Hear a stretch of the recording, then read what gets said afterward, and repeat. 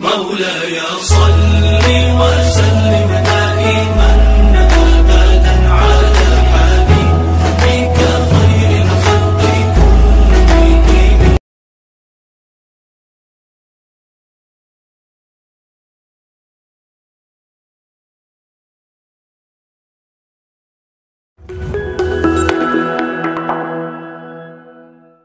والمستمعون، بعد هذه الخطبة الزجاجة الخلابة نريد من المساهم الثالث الأخ شعيب أختار من الصف الثالث أن يقدم بين أيدينا خطبته حول موضوع الجهاد، فليتفضل مشكورا.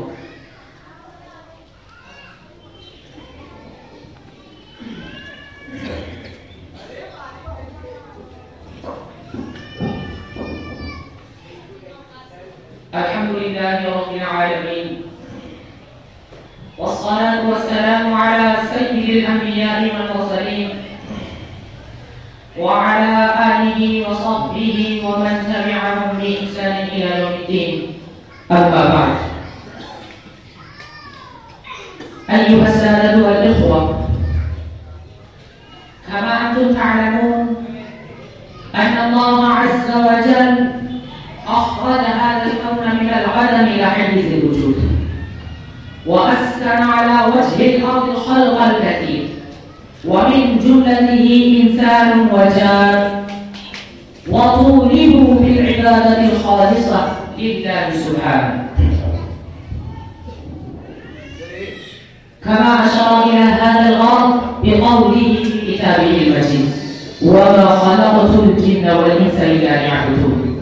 فالغرض الأصلي والهدف الأساسي بتخليقهم طاعة الله عز وجل،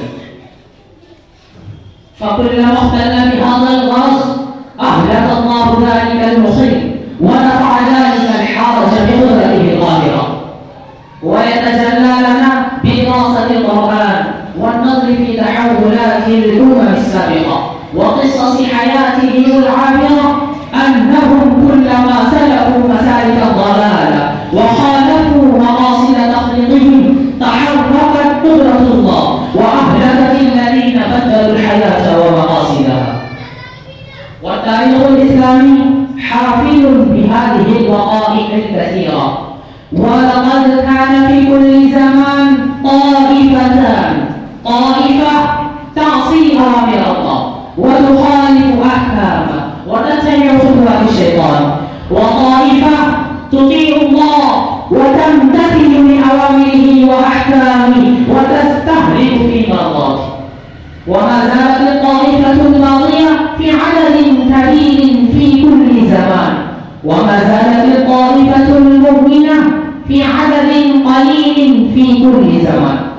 وكانت الطائفة الأولى تظلم الأخرى وتشدد عليها وتسلب حقوقها وتهتك أراضها وتنهب أموالها وتقتل أولادها. والله سبحانه وتعالى كان يصون عباده المؤمنين من أول اليوم ويؤيدهم وينصرهم ضد أعدائهم، فكان يهلك الكافرين. وهلم جرا حتى قضى الله عز وجل بأن يدافع الإنسان شؤون الإنسان ويقاوم الطغاة والعصاة، لتكون شعائر الله مأمونة ومساجد الله معمورة وأحكام الله جارية وأرض الله طاهرة.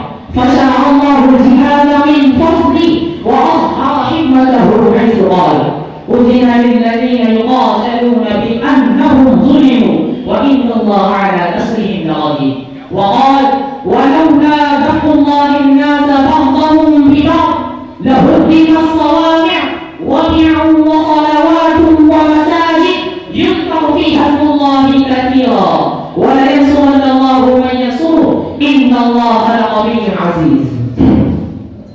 أيها السادة، فالجهاد هو الأمر الذي شرط الله به عباده المؤمنين للذود عن الشريعة الإسلامية والدفاع عن الحدود الدينية، وهو مأخوذ من الجهل الذي ينشأ منه معنى التعب والمشقة. فإن المجاهد يخاطر بسلامة نفسه ومصلحته ذاتية ولا يقتدر لأي شيء حارج في سبيل الله عز وجل. أيها السادة، قال ابن الهمام رحمه الله: الجهاد هو دعوة الكفار إلى الحق وقتالهم إن لم يقبلوا. فحصيلة البحث أن العامل الرئيسي لوضع الجهاد هو الدعوة إلى الملة البيضاء التي جاء بها سيدنا محمد صلى الله عليه وسلم إلى الخلق كافة. ولكن اعلموا أيها السادة أن هذه مرحلة بدائية للجهاد الشرعي، فإن قبلوا هذه الدعوة فلا يجوز لأحد عندئذ أن يبتغي عليهم سبيلا. ولكن الطباع الإنسانية تميل إلى الشهوات أكثر من الطاعات، وتنجذب إلى الأماني الكاذبة أكثر من الأعمال الصالحة، حتى لا تتخطى في الصلاح والفلاح، فترد الدعوة إلى الحق بكل شدة كأنها من أشياء التي تستحق أن تلقى في سدة المقبلات. فعندئذ يشتد غضب الله فيأمر بالقتال والكفاح لتكون كلمة الله هي العليا وتعود أرض الله صالحة طاهرة من أرضاء الأشرار تقية من أنداس الأرض، ولا يعبد على وجه الأرض إلا الله وحده. وهذا هو الهدف الأساسي الذي أسس عليه الجهاد. أيها الإخوان، فالحاصل لنا أن هذا الجهاد واجب على كل مسلم ولا حياته، حتى أن من